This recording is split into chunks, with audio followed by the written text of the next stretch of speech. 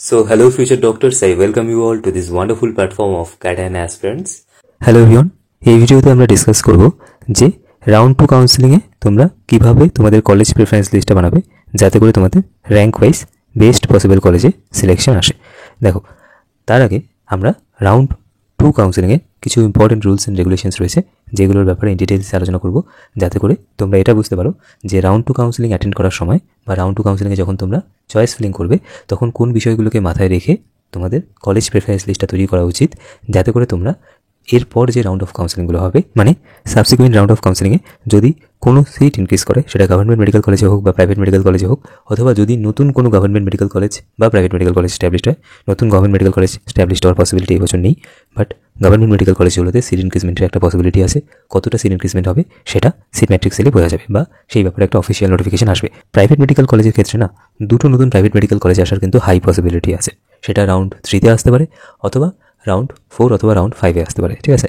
তাদের মধ্যে একটা হচ্ছে পিকেজি মেডিকেল কলেজ, তোমরা সবাই জানো, আরেকটা এসকেএস গ্রুপের একটা নতুন প্রাইভেট মেডিকেল কলেজ স্ট্যাবলিশড হওয়ার একটা পসিবিলিটি আছে। দেখা যাক কী হয়, হতে পারে এই দুটো প্রাইভেট মেডিকেল কলেজ এই একাডেমিক ইয়ারই স্ট্যাবলিশড হতে পারে, ঠিক আছে। আর কেপিসি মেডিকেল কলেজের 50টা সিট ইনক্রিজমেন্টের একটা পসিবিলিটি আছে।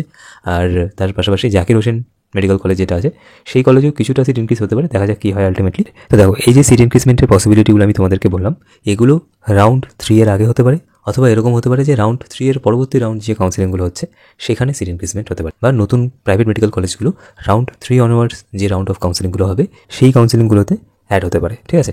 তোমরা প্রিভিয়াস 2 ইয়ার্সের ডেটা উঠিয়ে দেখে নাও, 2023-2024-এর ডেটা উঠিয়ে দেখে নাও, তোমরা দেখবে যে রাউন্ড 3 কাউন্সেলিংয়ের পরে গিয়ে কিন্তু একটা বা দুটো নতুন প্রাইভেট মেডিকেল কলেজ স্ট্যাবলিশড হয়েছে, মানে আলটিমেট পারমিশন পেয়েছে ন্যাশনাল মেডিকেল কমিশনের পক্ষ থেকে এবং ওয়েস্ট বেঙ্গলের স্টেট কোটা কাউন্সিলিংয়ে পার্টিসিপেট করছে, ঠিক আছে। তো এরকম এই বছরও হওয়ার একটা পসিবিলিটি রয়েছে। সেই জন্যই আমি সবাইকে প্রথম থেকে বলে আসছি যে তোমরা ভীষণই কশাসলি চয়েস ফিলিং করবে।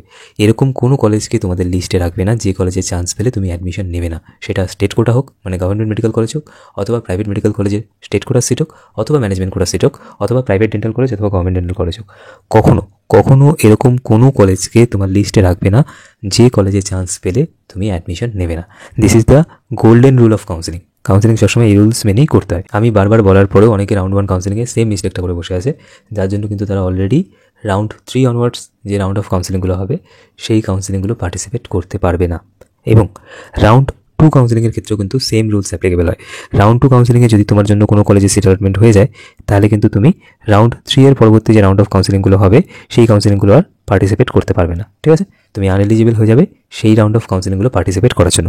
রাউন্ড 2-তে যদি তোমার জন্য কোনো কলেজে সিট অ্যালটমেন্ট হয়, যদি তুমি সেই কলেজে গিয়ে অ্যাডমিশন না নাও, রাউন্ড 2-তে ধরো তোমার জন্য কোনো একটা কলেজে সিট অ্যালটমেন্ট এলো, তুমি সেই কলেজে গিয়ে অ্যাডমিশন নিলে না, মানে রিপোর্টিং করলে না, তাহলেও তুমি রাউন্ড 3-এর পরবর্তী যে রাউন্ড অফ কাউন্সিলিংগুলো হবে, রাউন্ড 4 বা রাউন্ড 5 যে রাউন্ড অফ কাউন্সিলিং হোক না কেন, সেই রাউন্ড অফ কাউন্সিলিং তুমি পার্টিসিপেট করতে পারবে না। কেমন? জাস্ট অ্যালটমেন্ট এলেই পার্টিসিপেট করতে পারবে না। অ্যালোটেড কলেজে কি অ্যাডমিশন নিচ্ছ না নিচ্ছ that doesn't matter, just allotment এলেই তোমরা রাউন্ড 3-এর পরবর্তী যে রাউন্ড অফ কাউন্সিলিংগুলো হবে কোনো রাউন্ড অফ কাউন্সিলিং অ্যাটেন্ড করতে পারবে না, ম্যাক্সিমাম তোমরা রাউন্ড 3 কাউন্সিলিংটাই অ্যাটেন্ড করতে পারবে। ওকে, আচ্ছা, প্রথমে আমরা সেই সমস্ত স্টুডেন্টদের ব্যাপারে আলোচনা করব যারা রাউন্ড 1 কাউন্সিলিংয়ে কোনো একটা কলেজে সিট অ্যালটমেন্ট পেয়েছে। তারপর আমরা যে সমস্ত ক্যান্ডিডেটসরা রাউন্ড 1-এ কোনো কলেজে সিট অ্যালটমেন্ট পায়নি তাদের বিষয়ে আলোচনা করব। ওকে, আচ্ছা, যারা রাউন্ড 1-এ কোনো একটা কলেজে সিট অ্যালটমেন্ট পেয়েছো এবং যদি তোমরা অ্যালোটেড কলেজে গিয়ে রিপোর্টিং করে আপগ্রেডেশনের জন্য ইয়েস করে আসো, ঠিক আছে, তাহলে তোমরা কীভাবে চয়েস ফিলিং করবে সেই বিষয়েই আমরা এখন আলোচনা করব। প্রথমত একটা জিনিস আমি বলে রাখি, যদি তুমি অ্যালোটেড কলেজে অ্যাডমিশনের সময় উইলিংনেসে ইয়েস করে আসছো যে আমি রাউন্ড 2 কাউন্সিলিংটা আপগ্রেডেশনের জন্য পার্টিসিপেট করতে চাই, আর এখন যদি তুমি এটা চাও যে রাউন্ড 1-এ যে কলেজে তোমার সিট অ্যালটমেন্ট এসে সেই সিটটাতেই অ্যাডমিটেড থাকতে, সেই কলেজটা যদি তুমি চেঞ্জ করতে না চাও, তাহলে তুমি কী করবে? তুমি জাস্ট রাউন্ড 2 কাউন্সিলিংয়ে চয়েস ফিলিং করবে না, জাস্ট রাউন্ড 2 কাউন্সিলিংয়ে চয়েস ফিলিং করবে না, তাহলেই হবে। কেমন? আর কিচ্ছু করার দরকার নেই, ওই লগ ইন করে কনসেন্ট ফর্মে নো করারও দরকার নেই, কিছু করার দরকার নেই। কেমন? ওকে, তাহলে তোমরা শুধুমাত্র রাউন্ড 2 কাউন্সিলিংয়ে চয়েস ফিলিং করবে না, তাহলেই তোমাদের রাউন্ড 1-এর সিটটা রিটেইন থেকে যাবে এবং সেই কলেজেই তোমরা তোমাদের ফার্দার স্টাডিজ কন্টিনিউ করতে পারবে। ওকে, আচ্ছা, এবারে কিছু স্টুডেন্ট থাকবে যারা হয়তো বা লগ ইন করেছে, কনসেন্ট ফর্মে ইয়েসও করে দিয়েছে, কিন্তু স্টিল তারা চাইছে না তাদের রাউন্ড 1-এর অ্যালোটেড কলেজটাকে চেঞ্জ করতে, মানে তারা রাউন্ড 2 কাউন্সিলিং আর পার্টিসিপেট করতেই চাইছে না। ওকে, তো সেই সমস্ত স্টুডেন্টসরা কী করবে? সেই সমস্ত স্টুডেন্টসরাও রাউন্ড 2 কাউন্সিলিংয়ে চয়েস ফিলিং করবে না, তাহলেই হবে। ওকে, তোমরা যদি রাউন্ড 2 কাউন্সিলিংয়ে চয়েস ফিলিং না করো তাহলে তোমাদের রাউন্ড 1-এর সিটটা রিটেইনড থেকে যাবে। কেমন? আচ্ছা, এবারে দেখো, যারা রাউন্ড 1-এ কোনো একটা কলেজে সিট অ্যালটমেন্ট পেয়েছো, তোমরা কী করে আপগ্রেডেশনের জন্য রাউন্ড 2 কাউন্সিলিং পার্টিসিপেট করবে। আচ্ছা, প্রথমত তোমরা একটা বিষয় ভালোমতোভাবে বুঝে নাও, যদি তোমাদের রাউন্ড 2 কাউন্সিলিংয়ে কোনো কলেজের সিট অ্যালটমেন্ট আসে তাহলে কিন্তু তোমরা বাধ্য থাকবে রাউন্ড 1-এ যে কলেজে তোমাদের সিট অ্যালটমেন্ট এসেছিলো সেই কলেজে গিয়ে সেখান থেকে একটা রিলিভিং লেটার কালেক্ট করে রাউন্ড 2-তে যে কলেজে সিট অ্যালটমেন্ট হয়েছে সেই কলেজে গিয়ে রিপোর্টিং করার জন্য। বুঝতে পারলাম পুরো বিষয়টা?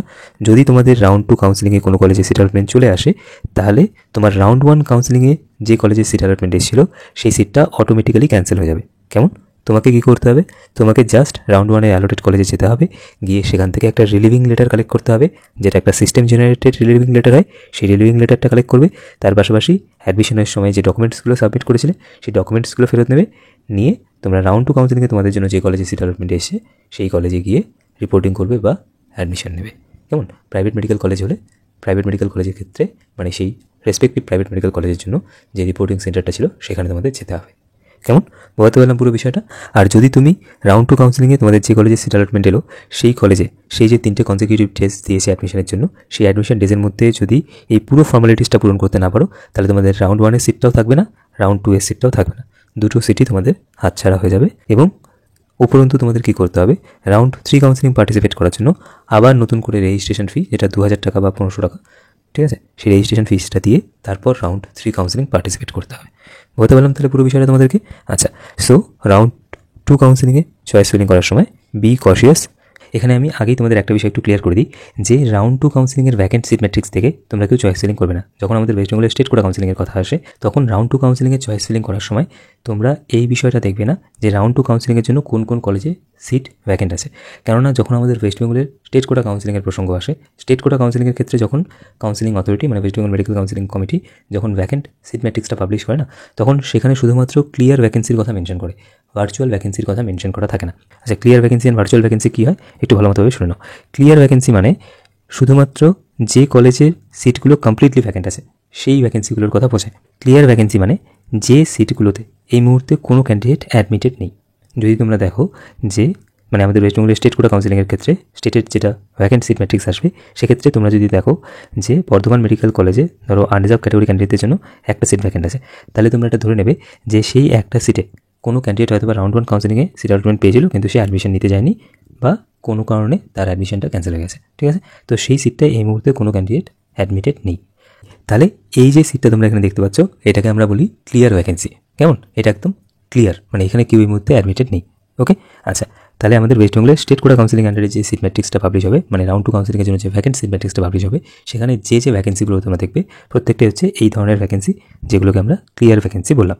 আচ্ছা, আরেক ধরনের ভ্যাকেন্সি হয় যেটাকে আমরা বলি ভার্চুয়াল ভ্যাকেন্সি, ঠিক আছে। এটা তোমরা অ্যাকচুয়ালি অল ইন্ডিয়া কোটা কাউন্সিলিংয়ের ক্ষেত্রে কনসেপ্টটা ভালো মতোভাবে আরও বুঝতে পারবে।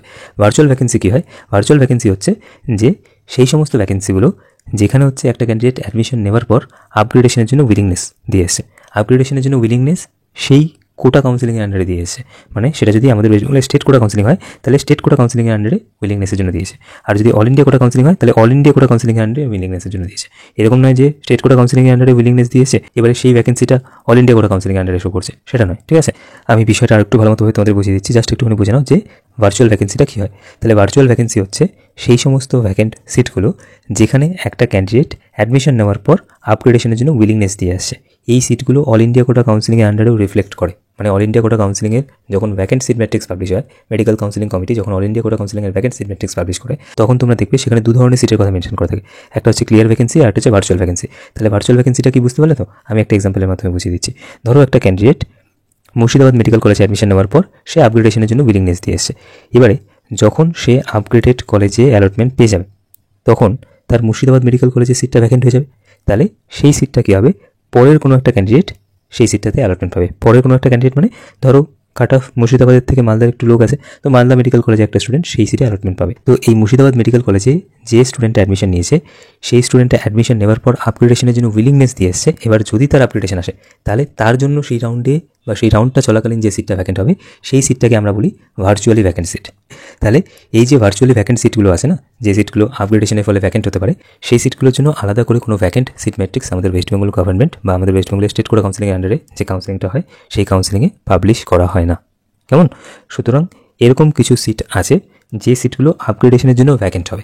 এবং ইন জেনারেল দেখা যায় যে যারা এই যে কলেজগুলো আছে না, মানে টপ 2-3টে কলেজ বাদ দিয়ে বাকি যে কলেজগুলো আছে সেই কলেজগুলোতে অ্যাডমিশন নেওয়ার পর মোস্ট অফ দ্য স্টুডেন্ট আপগ্রেডেশনের জন্য সাবসিকুয়েন্ট রাউন্ড অফ কাউন্সিলিংগুলো পার্টিসিপেট করে অ্যাডমিশনের সময় আপগ্রেডেশনের জন্য উইলিংনেস দিয়ে আসে। তো সেই ক্যান্ডিডেটটা যদি এর থেকে বেটার কোনো একটা কলেজে সিট অ্যালটমেন্ট পেয়ে যায়, তাহলে তার জন্য এই কলেজে যে ভ্যাকেন্সিটা ক্রিয়েট হবে সেই ভ্যাকেন্সিটা অ্যাকচুয়ালি ভার্চুয়াল ভ্যাকেন্সি, এবং সেখানে কিন্তু অন্য কোনো একটা ক্যান্ডিডেট সিট অ্যালটমেন্ট সেই রাউন্ড কাউন্সিলিং চলাকালীনই পাবে। ঠিক আছে, তো সুতরাং তোমরা এটা দেখবে না যে কোন কলেজে কতগুলো সিট ভ্যাকেন্ট আছে। Trust me, listen to me very carefully. এভাবে তোমরা চয়েস ফিলিং করো, তোমরা বেস্ট পসিবল কলেজে সিলেকশন পাবে। এটা দেখতেই যাবে না যে কোন কলেজে কত সিট ভ্যাকেন্ট আছে। ঠিক আছে, যদি তোমরা দেখো তাহলে তোমরা আলটিমেটলি লসই করবে। তোমরা কি করবে, তোমরা জাস্ট দেখবে যে আমার কাছে কোন কলেজটা বেশি প্রেফারেবল। আমি অ্যালটমেন্ট পেয়েছি বাঁকুড়া সম্মেলনী মেডিকেল কলেজে, এবার আমার কাছে মোর প্রেফারেবল কলেজ কোনগুলো, যে যদি আমি টপ 5টি গভর্নমেন্ট মেডিকেল কলেজে সিট অ্যালটমেন্ট পাই তাহলে ঠিক আছে, আদারওয়াইজ আমি সম্মেলনী মেডিকেল কলেজে অ্যাডমিটেড থাকা পছন্দ করবো। তাহলে শুধুমাত্র এই 5টা মেডিকেল কলেজকেই তোমার চয়েস লিস্টে রাখো।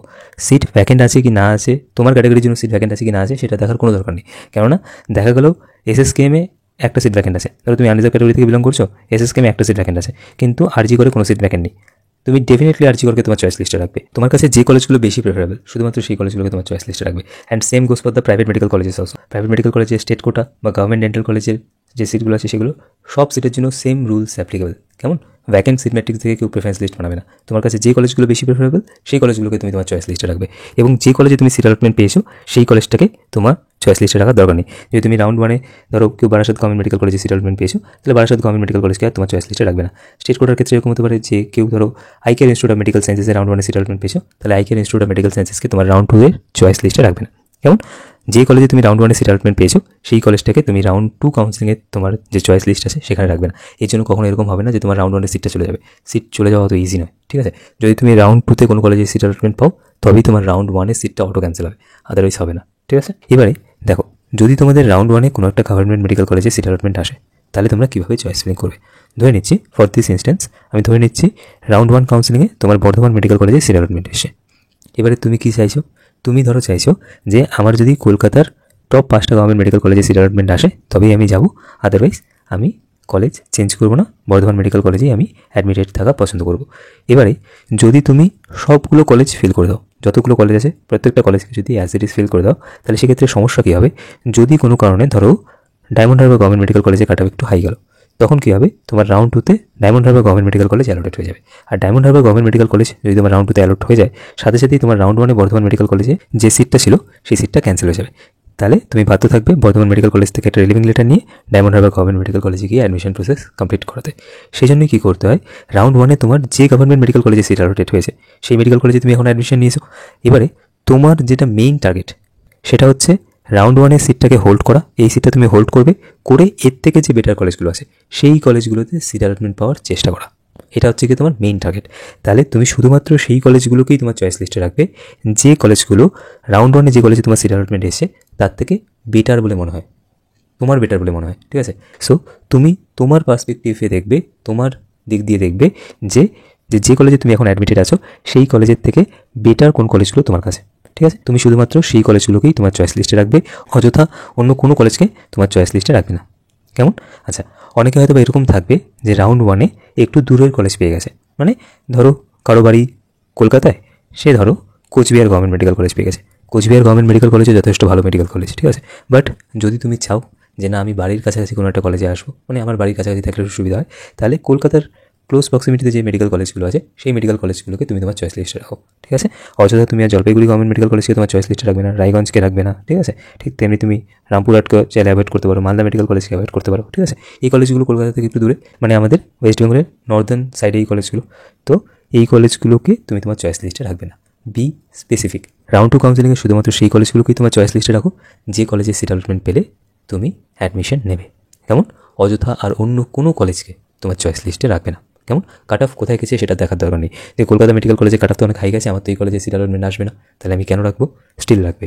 যদি তুমি রাউন্ড 1-এ কোচবিহার গভর্নমেন্ট মেডিকেল কলেজ পেয়েছো, স্টিল তোমার যদি মনে হয় যে না আমি মেডিকেল কলেজ কলকাতায় চান্স পেলে সেই কলেজে অ্যাডমিশন নেব, অবভিয়াসলি তোমার মনে হয়, তাহলে তুমি ডেফিনেটলি মেডিকেল কলেজ কলকাতাকে তোমার চয়েস লিস্টে রাখবে, অযথা অন্য কোনো কলেজকে লিস্ট করবে না যে কলেজে চান্স পেলে তুমি অ্যাডমিশন নেবে না।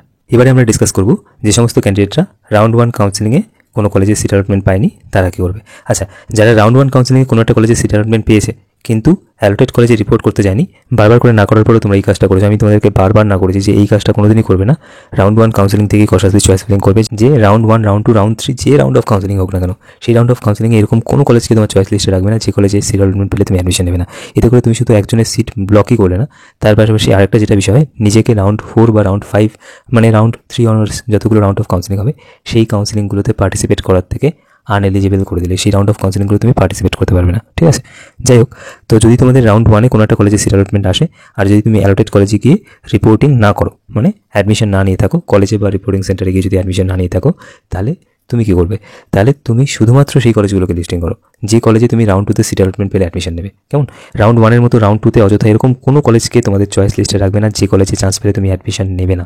ঠিক আছে, কেননা রাউন্ড 2-তে যদি তোমাদের কোনো কলেজে সিট অ্যালটমেন্ট চলে আসে, ধরে নিচ্ছি রাউন্ড 2-তে তোমাদের কোনো একটা কলেজে সিট অ্যালটমেন্ট চলে এলো, এবং যদি তুমি সেই অ্যালোটেড কলেজে গিয়ে অ্যাডমিশন না নাও, তাহলে রাউন্ড 3 কাউন্সিলিং পার্টিসিপেট করার আগে তোমাদের আবার নতুন করে রেজিস্ট্রেশন ফিস পে করতে হবে, করে তারপর তোমরা রাউন্ড 3 কাউন্সিলিং চয়েস ফিলিং করতে পারবে। ঠিক আছে, মানে রাউন্ড 3 কাউন্সিলিংটা অ্যাটেন্ড করতে পারবে। So be cautious, very very cautious.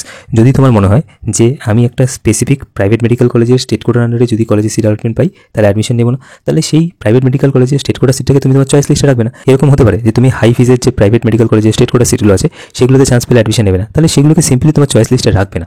আচ্ছা, যাই হোক, এবারে আমরা সেই সমস্ত ক্যান্ডিডেটদের ব্যাপারে আলোচনা করব যারা রাউন্ড 1-এ কোনো কলেজে সিট অ্যালটমেন্ট পায়নি।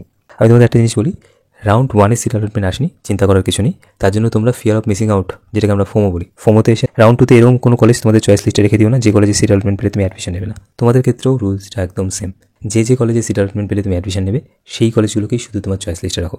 তোমরা চাইলে রাউন্ড 1-এ যেভাবে চয়েস ফিলিং করেছিলে সেভাবে চয়েস ফিলিং করতে পারো। মানে রাউন্ড 1-এ তোমাদের কলেজ প্রেফারেন্স লিস্টে যদি তোমরা শুধুমাত্র সেই কলেজগুলোকে লিস্টিং করে থাকো যে কলেজে সিট অ্যালটমেন্ট পেলে তুমি অ্যাডমিশন নিতে, তাহলে রাউন্ড 2-তেও তুমি সেম লিস্ট ফলো করো, কোনো অসুবিধা নেই। ঠিক আছে, জাস্ট একটা জিনিস দেখবে যে তোমার যে ডিজাইরিং কলেজগুলো আছে, যে কলেজগুলোতে সিট অ্যালটমেন্ট পাওয়ার জন্য তুমি রাউন্ড 1 কাউন্সিলিংটা অ্যাটেন্ড করেছিলে, সেই কলেজে তোমার পরের র্যাঙ্কে তোমার ক্যাটাগরির কোনো একটা স্টুডেন্ট অ্যালটমেন্ট পেয়েছে কি পায়নি, যদি পেয়ে থাকে তাহলে ডেফিনেটলি তোমার রাউন্ড 1-এর যে চয়েস লিস্টটা আছে সেটাকে চেঞ্জ করতে হবে। আর যদি না পেয়ে থাকে তাহলে সেম প্রেফারেন্স লিস্ট তুমি ফলো করতে পারো। ব্যাপারটা বোঝাতে পারলাম কি? যদি রাউন্ড 1 কাউন্সিলিংয়ে তোমার পরের র্যাঙ্কের কোনো একটা স্টুডেন্ট, তোমার ক্যাটাগরির তোমার পরের র্যাঙ্কের কোনো একটা স্টুডেন্ট যদি তোমার ডিজায়ারিং কলেজগুলোর মধ্যে কোনো একটা কলেজে সিট অ্যালটমেন্ট পেয়ে থাকে কিন্তু তুমি পাওনি, তাহলে সেক্ষেত্রে তোমার রাউন্ড 1-এর যে প্রেফারেন্স লিস্টটা আছে সেটাকে তোমার মডিফাই করতে হবে।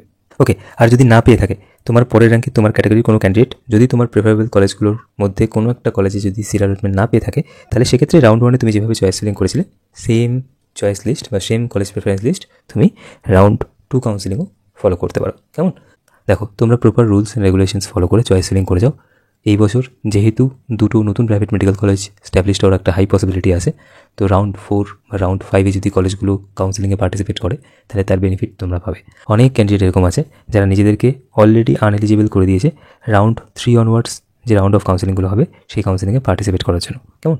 আর যদি কেউ মানে রাউন্ড 2-তে ফ্রেশ রেজিস্ট্রেশন করলে, তাহলে তোমরা যেভাবে তোমাদের সাথে ডিসকাস করলাম যে যারা রাউন্ড 1-এ কোনো কলেজে সিট অ্যালটমেন্ট পায়নি তারা যেভাবে চয়েস ফিলিং করবে সেভাবেই তোমরা রাউন্ড 2 কাউন্সিলিংও চয়েস ফিলিং করবে।